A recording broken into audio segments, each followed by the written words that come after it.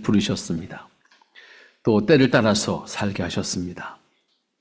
하나님께서 허락하신 땅에서 하나님이 허락하신 은혜를 체험하고 누리면서 하나님을 기뻐하게 하셨습니다. 하지만 하나님, 저희들은 늘 염려할 수밖에 없고 염려하게 되는 저희들의 삶을 삽니다. 하나님, 염려한들 우리가 할 수 있는 것이 없음에도 불구하고 염려에 매여서 하나님의 기뻐하심에 동참하지 못하는 저희들입니다. 우리를 더욱더 하나님의 크신 은혜 안에 거할 수 있는 그릇이 되게 하시어서 하나님의 은혜를 담고 하나님의 은혜를 누릴 수 있도록 축복하옵소서. 이 시간도 오직 하나님 말씀 안에 우리가 있음을 확인하기 원합니다. 하나님께서 허락하신 은혜 안에 거하는 저희들 되도록 친히 성령님을 통해서 저희와 함께 하실 때 아버지 하나님 은혜 안에 거하는 저희들 되게 하시고 깨달음과 믿음으로 응답하기에 부족함이 없도록 역사하옵소서. 곤고한 인생들입니다. 참으로 어려움을 경험하면서 저희들이 할 말을 잃는 순간들을 경험합니다. 아버지, 긍휼히 여기시옵소서. 이 땅이 하나님 앞에 온전히 설 수 있도록 아버지께서 강권하시옵소서. 예수님의 이름으로 기도합나이다. 아멘. 네, 오늘 로마서 4장으로 넘어가서 우리 함께 생각하게 되겠습니다. 로마서 4장 말씀은 앞에 3장 마지막 부분이죠. 3장 21절부터 31절까지에서 믿음으로 의롭게 된다는 진리를 강조하면서 율법과 관습에 집중하고 있는 유대인들과 그리고 혹은 율법주의적인 가치관에 영향을 받고 있는 사람들에게 복음이라고 하는 개념을 설명을 했습니다. 여기서 바울은 초기 교회들이 경험하게 되는 유대인들이 가지고 있는 전통적인 가치관과 관습에 따른 율법주의에 대해서 그 한계가 무엇인지를 지적을 하고 그리고 복음을 이해할 수 있도록 설명을 했습니다. 그렇지만 율법과 율례를 따르면서 종교적 절기에 충실하려고 하는 신앙을 깨닫게 하고 그 한계가 무엇인지를 깨닫게 하고 그리고 복음의 은혜를 받아들여서 감격할 수 있도록 하기에는 결코 쉽지 않았습니다. 열심히 설명했지만 그것을 이해하고 깨달아서 받아들이는 것은 매우 어려운 그런 환경이었다. 이렇게 생각할 수 있을 것 같습니다. 그럼에도 불구하고 바울은 복음을 말해야 되는 사람입니다. 어떻게 해야 되겠습니까? 결국은 그것이 초기 사도로서의 사명이고 또 어려움이었지만은 그것을 감당하기 위해서는 결국 그들이 깨닫고 이해하고 받아들일 수 있도록 뭔가를 하지 않으면 안 되는 것이 복음을 전하는 바울의 책임이기도 했습니다. 그래서 결국은 바울이 오늘 4장에 들어와서 인용하는 내용들을 쭉 보면 무엇을 이용하고 있는가 하면 유대인들이 가지고 있는 전통, 유대인들이 가장 존경하는 사람, 유대인들이 알고 있는 관습, 유대인들이 가지고 있는 가치관, 그거를 끄집어내는 겁니다. 그걸 끄집어내서 하나씩 예를 드는 거죠. 그 첫 번째 예가 오늘 아브라함 나오는 거잖아요. 아브라함이 어떻게 해서 믿음의 조상이 됐냐? 이걸 질문하는 거잖아요. 질문을 하고 그래서 아브라함이 그럴 수 있었느냐라고 하는 것을 생각하게 하는 거죠. 이렇게 유대인들과 그 가치관의 관습에 젖어 있는 사람들에게 그들이 중요하게 생각하고 있고 그들이 가장 존경하고 있는 사람, 그들이 스스로 자신들의 가장 중요한 조상이라고 생각하는 사람 끄집어내서 아브라함이 어떻게 의인으로 인정받았지? 라고 질문하는 겁니다. 이렇게 하나씩 설명을 해나가는 것이 사실 1절부터 마지막 25절까지의 말씀입니다. 자, 그러면 제일 먼저 1절과 2절 말씀에서 이야기하는 것이 바로 그 얘기입니다. 아브라함이 어떤 사람이었는지를 설명을 하고 마지막 2절에서 하나님 앞에서는 자랑할 것이 없었어, 아브라함도. 이렇게 얘기를 하는 거죠.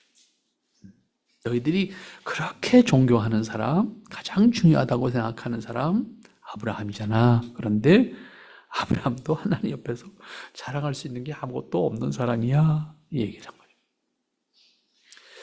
복음을 말해도 이해하지 못하는 사람들에게 설명하는 과정에서 가장 중요한 것은 듣는 사람들이 이해할 수 있거나 동의할 수 있는 공통의 요소를 끄집어낸 건데 그것이 아브라함이었습니다. 제가 지난번에 그런 말씀을 드렸던 적이 있습니다. 한 10여 명의 20대 청년들에게 어떤 이야기를 하는 과정 속에서 타자기를 이야기를 했는데 타자기를 모르는 거예요. 근데 난 열심히 타자기를 이야기하고 있는 거죠. 눈동자를 보니까 뭔가 왔다 갔다 해. 아, 얘네들이 모르는 거는 저는 알 거라고 생각했어요, 당연히. 그래서 야, 너네들 타자기 모르냐? 본 적도 없대. 근데 나는 타자기를 안다고 생각하고 설명하고 있는 거예요. 내가 설명하고자 하는 것을 이해할 수 있도록 그들이 가지고 있는 공통 분모가 뭔가 그걸 끄집어내서 이해할 수 있도록 설명하는 것이 아마 설명해야 되는 사람의 또한 책임이 아닐까 생각합니다. 그런데 바로 바울은 아브라함이라고 하는 인물을 끄집어내서 유대교와 율법적 관습에 젖어 있는 사람들에게 예를 드는 거죠. 유대인들에게 복음을 설명하자고 하니까 전혀 이해하지 못하고 있는 사람들에게 그들이 이해할 수 있고 그들이 알고 있는 것을 매개로 해서 설명하고자 하는 바울의 지혜라고 생각할 수가 있겠습니다. 유대인이라고 하면 누구나 알고 있는 그들의 조상 아브라함입니다. 그리고 단도직입적으로 우리 조상 아브라함이 무엇을 얻었다 하리요? 그냥 한 번에 묻는 거예요. 다 알고 있는 거니까. 그리고 가장 위대한 사람이라고 생각하고 있는 사람이니까. 그냥 단도직입적으로 묻는 거예요. 우리 조상 아브라함이 무엇을 얻었다 하리요? 이 말씀을 이해하기 위해서 히브리서 11장 8절과 9절 말씀을 보면 쉽게 다시 이해를 할 수가 있는데 믿음으로 아브라함은 부르심을 받았을 때에 순종하여 장래 유업을 받을 땅에 나아갈새 갈 바를 알지 못하고 나아갔으며 믿음으로 그가 이방 땅에 있는 것 같이 약속의 땅에 거류하여 동일한 약속을 유업으로 함께 받은 이삭과 야곱과 더불어 장막에 거하였다. 유대인들은 아브라함을 믿음의 조상으로 알고 있습니다. 그만큼 중요하게 생각하고 있는 사람입니다. 따라서 유대인이라고 하면 누구든지 아브라함을 따를 수 있는 의식과 자세가 준비되어 있습니다. 여기서 바울은 하나님께서 아브라함이 갈대아 우르 땅을 떠날 때 하나님이 부르셨던 그 모습을 상상하게 하는 거죠. 그 말씀을 믿음으로 순종하기를 상기하게 하는 거죠. 여기서 중요한 것은 아브라함이 특별한 사람이었기 때문에 아브라함이 무엇을 행한 사람이기 때문에 아브라함을 불러낸 것이 아니잖아요. 부르신 것은 하나님의 일방적인 선택이에요. 아브라함이 자기를 믿음의 조상으로 세워달라고 나서지 않았어요. 하나님이 부르셨다. 그리고 그에게 너의 땅을 떠나라. 근데 그 땅이 우리는 그냥 우리가 관념적으로 이렇게 생각하면 그 땅은 우상의 땅이니까 이렇게 생각하지만 반대로 생각하면 제일 잘 사는 땅이에요. 경제적으로 풍요한 땅이라고. 먹고 살기 충분한 땅이라고. 거길 떠나라는 거예요. 여러분 어떻게 생각해요? 이게 쉬운 얘기 아니잖아요. 바꿔놓고 생각하면. 그런데 아브라함은 하나님의 부르심에 그냥 믿음으로 응답했다. 아브라함에게 말씀한 것에 대한 믿음으로 순종하는 것을 통해서 그의 신분과 장래일과 역사를 이루어가는 주인공이 되었습니다. 아브라함 역시 우리와 다르지 않은 사람입니다. 따라서 그의 행위가 다른 사람보다 탁월했거나 그가 비범해서 완전해서 그렇기 때문에 하나님은 그 모습을 보고 믿음의 조상으로 삼으려고 했던 것이 아니라고 말해요. 오히려 그가 한없이 부족하고 실족할 수밖에 없는 사람이었고 그래서 더 하나님만을 의지할 수밖에 없었는지 모릅니다. 그는 하나님의 말씀에 대한 신뢰와 의탁을 통해서 하나님 앞에 나아갔을 뿐입니다. 그 결과는 믿음의 조상 아브라함이라고 하는 아주 특별한 칭호와 함께 유대인들의 존경과 신뢰를 받는 사람이 되었습니다. 그가 완전해서 신뢰를 받은 것이 아니잖아요. 그가 하나님을 따르는 사람이라는 것 때문에 신뢰를 받은 거예요. 만일 아브라함의 행위로 의롭다함을 받거나 그러한 조건으로 특별한 사람으로 인정받게 되었다고 하면 하나님이 실수하신 거죠. 왜? 그가 우르 땅을 떠난 이후의 행적을 한번 보세요. 그는 완전하게 행동했나요? 참 못난 일들 했잖아요. 어리석었잖아요. 그 모습을 보면 아브라함도 결코 특별한 사람이 아니었잖아요. 우리와 결코 다르지 않은 사람이었습니다.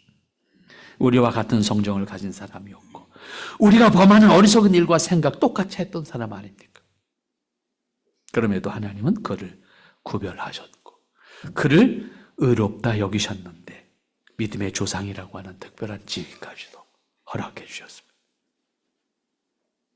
그것은 그가 특별하거나 그가 완전해서는 아닙니다. 그러니까 다시 한번 확인하는 것이 뭡니까? 3절 말씀입니다. 성경이 무엇을 말하느뇨? 아브라함이 하나님을 믿음에 이것이 저에게 의로 여기신 바 되었다고 성경이 말하고 있지 않냐? 이렇게 설명하는 거예요. 아브라함이 행위로서 의롭다 하심을 받았으면 자랑할 것이 있겠지만 2절 말씀 마지막 부분에 가서 보면 하나님 앞에서 그가 행했던 것을 통해서 보았을 때 하나님 앞에서 그는 자랑할 것이 없는 사람이다. 이렇게 설명을 했습니다. 아브라함은 일족을 이끌고 애국까지 가는 과정에서 그가 행했던 일들을 돌이켜보면 부끄럽기도 하고 민망하기도 합니다. 만일 그러한 것을 조건으로 삼았다면 아브라함도 이미 버림을 받은 사람이 되어야 할 겁니다. 그러나 하나님은 그를 의롭게 여기셨다 그랬습니다. 그의 행위가 의로워서 의롭다 여기신 것이 아니라 잘못하면 잘못한 걸 깨닫고 하나님 앞에 돌이키고 하나님 말씀을 듣는 순종하는 믿음으로 순종하는 그 모습 하나님께서 그를 긍휼히 여기셨다라고 하는 얘기죠. 비록 그 행위가 완전하지 못하지만 하나님이 세우셨을 때 하나님께 대한 전적인 신뢰와 함께 그 말씀에 순종하는 사람이었다라고 하는 겁니다.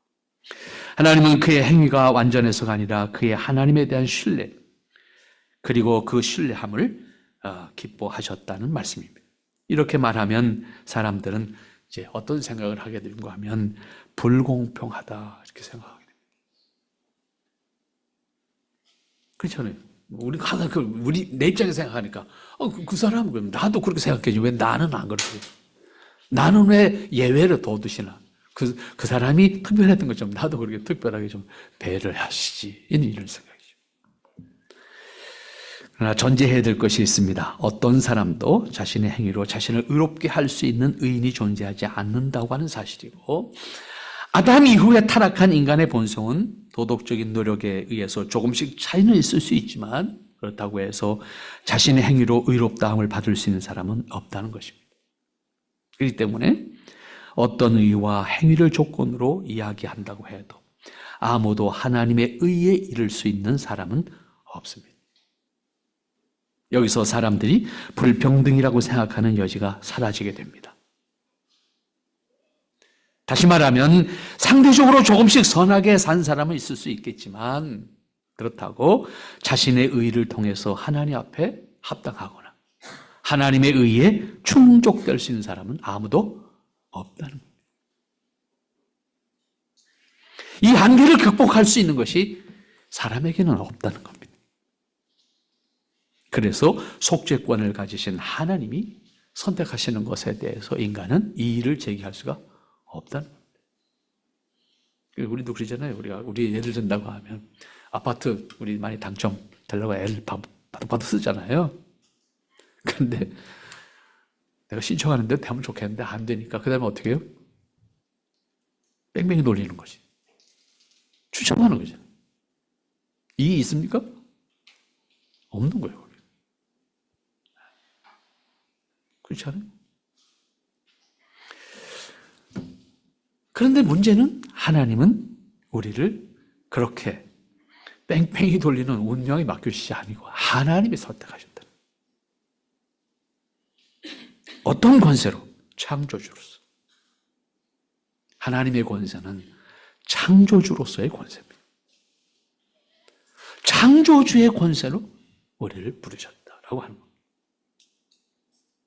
때문에 이 일을 제기할 수가 없어요. 우리는 그런 의미에서 아주 겸허하게 하나님 앞에 감사할 수밖에 없는 거예요. 왜? 아브라함 예를 들었잖아요. 하나님 앞에서 자랑할 게 있냐? 아무것도 없어요. 때문에 감사하는데 아주 겸손하게 감사할 수밖에 없어요. 왜? 내가 자랑할 수 있는 것이 아무것도 없는데 나를 부르셨으니까. 성경이 무엇을 말하냐? 아브라함이 하나님을 믿음에. 3절 말씀이잖아요. 갈라디아서 3장 6절과 7절 말씀 보면 거기서는 바울이 이렇게 해석합니다. 아브라함이 하나님을 믿음에 그것을 그에게 의로 정하셨다 함과 같으니라. 그런즉 믿음으로 말미암은 자들은 아브라함의 자손인 줄을 알지어다. 갈라디아서에서 아브라함이 바울이 표현하고 있는 아브라함에 대한 해석입니다. 아브라함을 의롭다고 하신 것은 전적으로 하나님의 주권적 선. 아브라함 편에서 할 수 있는 것은 아무것도 없었습니다. 다만 아브라함이 할 수 있었던 것은 하나님께 대한 신뢰와 하나님께서 말씀하신 것에 대해서 믿음으로 순종하는 것뿐이었습니다. 하나님은 그의 완전하신 것을 보신 것이 아니고 인간으로서 그는 결코 완전할 수 없었지만 그를 하나님께서는 하나님의 자녀로 특별히 하나님께서 믿음의 조상으로 세우고자 하는 그 뜻을 그에게 두시고 그를 믿음으로 응답하게 하셨다라고 하는 겁니다. 우리도 다르지 않습니다. 누가 완전해서가 아니라 오히려 하나님 앞에서 자신의 완전하지 못함을 고백하고 하나님의 긍휼과 은혜를 구한다고 하면 그 사람을 하나님께서는 오히려 기뻐하실 것입니다. 아브라함이 하나님을 믿음에 그것이 그에게 의로 여긴 바 되었느니라. 오늘 3절 말씀의 표현 아닙니까? 여기서 확인할 수 있는 것은 아브라함이 의롭다고 하는 것은 그의 의로움 때문이 아니고 그의 믿음을 하나님께서 의롭게 여기셨다. 그렇게 말씀하고 있습니다. 의를 선언하시는 것은 하나님이시고 인간은 의로울 수 없는 존재이고 아브라함도 완전하지 못하지만 하나님께서 그를 의롭다고 여기셨다라고 하는 거예요. 그가 의로워서 의로운 것이 아니라 하나님께서 의롭다고 여겨주셨다는 겁니다. 여기서 오해해서는 안 될 것이 있습니다. 그러면 기독교는 아무렇게나 살아도 괜찮다는 말인가? 라고 하는 문제입니다. 그렇지가 않습니다. 정말로 하나님의 은혜를 깨닫는 사람이라면 결코 아무렇게나 살 수가 없습니다. 결코 하나님 앞에서 방종해서 살 수가 없습니다. 반드시 자신이 받은 은혜를 아는 사람이라고 하면 그 은혜에 합당한 사람으로 자신을 살아가야 합니다. 그것은 하나님의 은혜를 받은 사람의 책임이고 도리입니다. 그렇지 않다고 하면 그 사람은 은혜를 모르는 사람이거나 은혜를 욕되게 하는 사람, 그리고 그것은 그의 몫으로 책망을 받게 될 겁니다. 부끄러움을 당하게 될 겁니다. 그건 하나님께서 물으시는 책임이고 하나님께서 물으시는 책망입니다. 그러므로 그것은 결코 합당하거나 정당할 수 없습니다. 그러므로 은혜를 깨닫고 믿음을 고백한 사람이라고 하면 반드시 하나님의 의에 합당하게 응답하는 사람이어야 된다 그 말입니다. 이것이 그리스도인이 하나님의 의를 살아가는 자세입니다. 그런데 아쉽게도 우리는 어떻게 지금 배웠습니까? 복 받기 위해서 의를 행하도록 배우지 않았습니다. 이거는 거꾸로예요. 이건 기독교가 아니에요.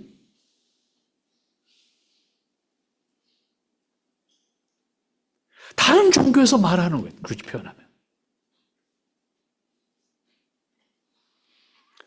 복은 하나님께서 창조주로서 우리에게 주시는 것. 우리는 하나님의 의에 합당한 사람으로 살아가는 사람이어야 되고 그것은 은혜를 받은 사람의 도리입니다. 기본입니다. 그것이 우리가 살아가야 될 기본적인 자세라는 것을 잊어서는 안 되고, 그것이 얼마나 막중한 책임이냐라고 하는 것도 기억해야 돼요. 왜? 은혜를 말하기 때문에. 은혜를 말하지 않는다고 하면 내 행동과 책임이 그냥 비례하면 돼요. 그러나 은혜를 말했기 때문에 그 책임이 더 커요. 말할 수 없이 크다고요. 그런 의미에서 우리의 생각이나 우리의 말이나 우리의 행동이 얼마나 귀하고 얼마나 조심스럽지 않으면 안 되냐라고 하는 것을 우리는 또한 기억해야 된다는 사실입니다. 그 다음에 한 가지 더 예를 들죠. 이제 아브라함 예를 들었어요. 그 다음 4절 말씀부터는 일하는 자에게는 그 삭을 은혜로 여기지 아니하시고 빚으로 여기시거니와 일을 아니할지라도 경건치 아니한 자를 의롭다 하시는 일을 믿는 자에게는 그의 믿음을 의로 여기시나니 일한 것이 없이 하나님께 의로 여기심을 받는 사람의 행복에 대하여 다윗이 말한 바. 이번에 이제 다윗을 끌고 나왔어요. 응? 아브라함, 그 다음에 다윗이. 이스라엘 사람들이 모르면 안 되는 사람. 가장 대표적인 사람이잖아요. 그다음에 다윗을 끌고 나와서 다윗이 한 말을 너희들이 기억하지 이렇게 표현한 거죠. 네, 다윗이 한 말을 너희들이 기억하지. 다윗이 이렇게 말했어. 그리고 설명하는 거예요. 그 다윗이 말한 설명이 7절과 8절이에요.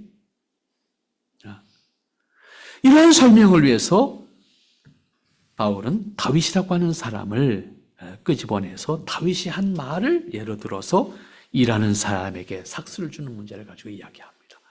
일하는 사람에게 삭스를 준다면 그것은 정당한 것으로 받을 것이고, 그러나 일하지 않는 사람에게 삭스를 준다면 그것은 은혜와 감사가 동반될 것이다.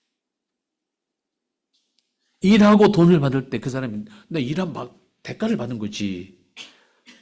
그것을 내가 아무것도 하지 않았는데 받은 사람의 입장에서 받는 것과는 다른 것이죠. 일하는 사람에게는 그것이 대가입니다. 반대로 일하지 않은 사람에게는 그것은 선물입니다.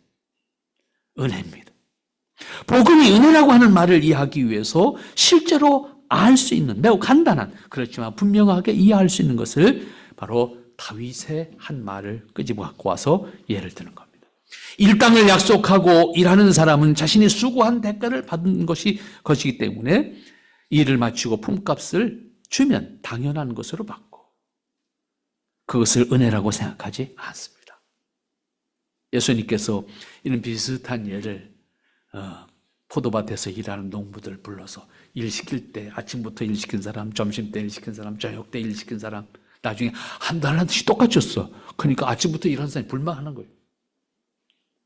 왜 한 달란, 전 한 시간밖에 일 안 했는데 난 종일 일했는데 왜 난 한 달란트? 뭐라고 그랬어? 내가 너하고 약속했잖아. 한 달러 준다고. 왜 불만이야? 한 달란트 준다고 했는데 내 약속대로 줬는데 내가 잘못했냐? 근데 사람은 그 불만을 가진다 그 말입니다. 은혜라고 말하면서도 그 불만을 가진다니까요. 대가라고 했을 때는 반드시 이 문제가 나옵니다. 그러나 복음이 대가가 아니기 때문에 이 불만을 할 수가 없어요. 난 저 사람보다는 좀 의롭게 살았는데 저 사람 정말 형편없는데 나는 왜 안 하죠? 저 사람은 구원받았다고 그럽니까? 이 말 나올 수밖에 없어요. 대가라고 했을 때. 바울은 이와 같은 예를 들어서 복음과 은혜를 설명하는 거예요. 이를 아니할지라도 아주 말하는 게 5절 말씀에서 이를 아니할지라도 경건하지 아니한 자를 의롭다 하시는 이를 믿는 자에게는 그의 믿음을 의로 여기신다. 어떻게 보면 우리 참 죄송하고 부끄럽고 창피한 일이잖아요. 하지만 감격할 수밖에 없는 거죠. 왜? 우리가 그런 사람이니까. 우리가 죄인이니까. 감사할 수밖에 없는 거죠. 할 말이 없는 거죠. 근데 뭘 말이 많아요. 은혜를 말하면 하나님 앞에서 할 말이 없어요. 아무것도 없는 건데. 우리 하나님 앞에 할 말이 뭐가 있어요? 그죠? 할 말이 있다면 뭡니까? 감사합니다. 그거밖에 없는 거예요. 매우 결정적인 예를 들어서 복음과 은혜를 설명하는 거죠. 의로운 사람이기 때문에 의롭다고 하는 것은 당연한 일이지만 그것을 은혜라고 할 수는 없지요. 여기 표현한 대로 경건하지 않은 자를 의롭다 하시는 이, 바로 이분이 예수님이시고 이분이 우리의 주님이십니다. 결코 우리는 스스로 의롭게 될 수 없는 타락한 상태에 있는 사람이고 이것은 어떤 특정한 사람만이 아니라 누구든지 하나님 앞에서 모든 사람은 똑같은 입장입니다. 모두가 한계 안에서 하나님의 의를 기뻐할 수 있는 사람으로 서기를 원하지만 누구도 그 길에 스스로 설 수 있는 사람은 없습니다. 바울은 이러한 경우에 대해서 다윗이 노래한 구약을 인용해서 설명하는 겁니다.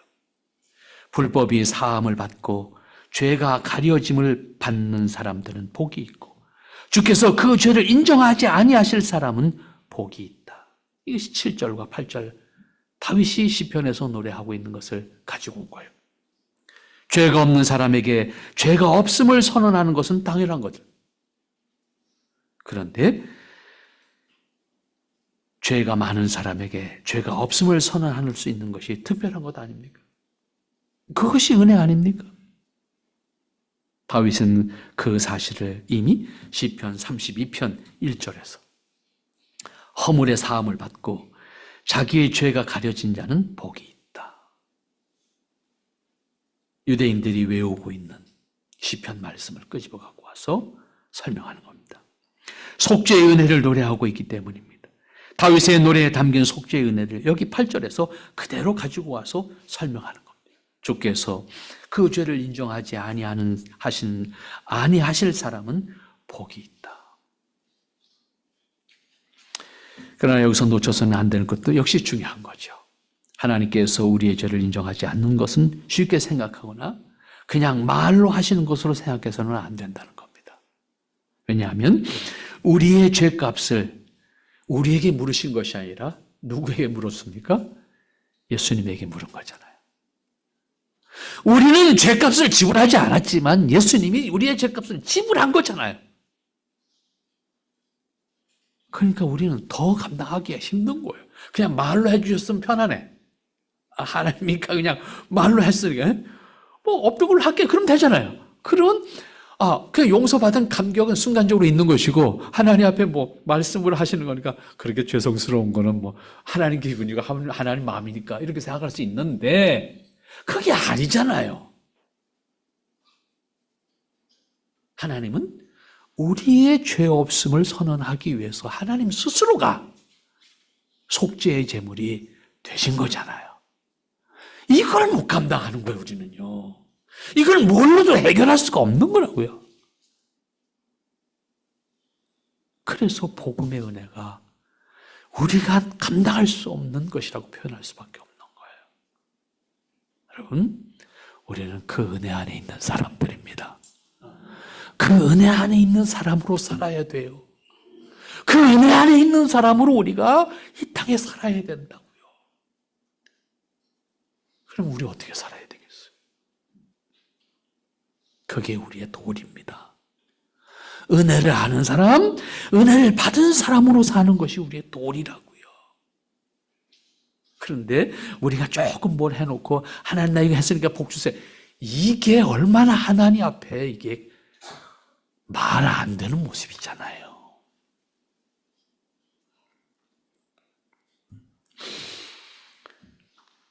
하나님은 하나님의 공의를 완성하시기 위해서 우리에게 죄의 대가를 물으신 것이 아니라 하나님 스스로가 물으셨다.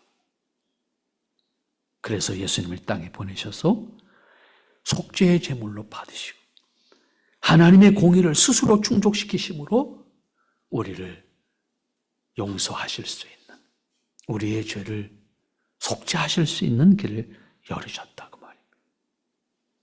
그러므로 우리는 복음을 은혜라고 말하지만 하나님은 우리에게 그 은혜를 베푸시기 위해서 스스로 희생 제물이 되시는 과정을 감당하셨다는 사실을 잊어서는 안 되는 거예요. 그러므로 인간의 입장에서는 은혜라고 쉽게 말할 수 있지만 그 은혜에 담긴 하나님의 특별한 사랑을 안다면 우리의 죄를 사해 주시고 우리의 죄를 사해 주시겠다고 선언하시는 그 선언에 담긴 하나님의 큰 사랑을 온 몸으로 고백할 수 있는 삶이 되어야 합니다. 우리의 죄를 사해 주시는 선언에 담긴 하나님의 큰 사랑을 간직한 사람으로 살아야 합니다. 그리고 그 은혜를 감격과 함께 심히 존중함으로 욕되지 않도록 책임 있는 하나님의 자녀로서 신분을 합당한 사람이 되도록 우리 자신의 몸가짐, 마음가짐, 행동, 말까지 하나님 앞에서 합당하게 살아야 합니다. 그것이 믿는 사람의 모습입니다. 기도하겠습니다.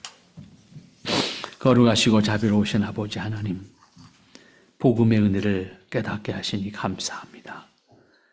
은혜를 간직하고 은혜로 사는 저희들 되게 하옵소서. 우리로 하여금 우리 안에 우리를 욕되게 하는 모든 요소들을 제하시고 오직 하나님 앞에 응답할 수 있는 모습으로만 살 수 있도록 축복하옵소서. 성령님, 우리를 도우사 우리의 어리석음 가운데 행하지 아니하도록, 불신앙 가운데 행하지 아니하도록, 불의를 기뻐하지 아니하도록 우리를 주장해 주시옵소서. 예수님의 이름으로 기도하옵나이다.